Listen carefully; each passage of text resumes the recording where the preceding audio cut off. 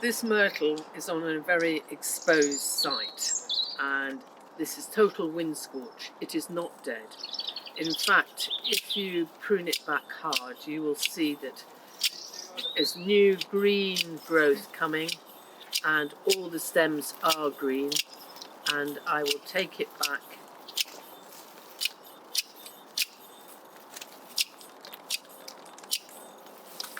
and the great thing about myrtle, unlike rosemary, is it shoots off old wood, so you can be very, very dominant and very strong in your pruning.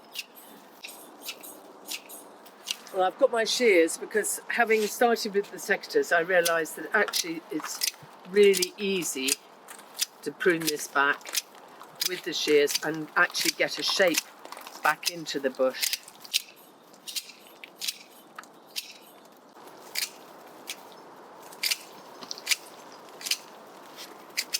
Now the myrtle next door has really been hit even harder, and this one I'm going to take back just to a frame and it will shoot off the old wood, but it will take a little bit longer than this one. Interestingly, this actual myrtle bush got hit last year, and I pruned it back hard then, and it has actually survived better this winter.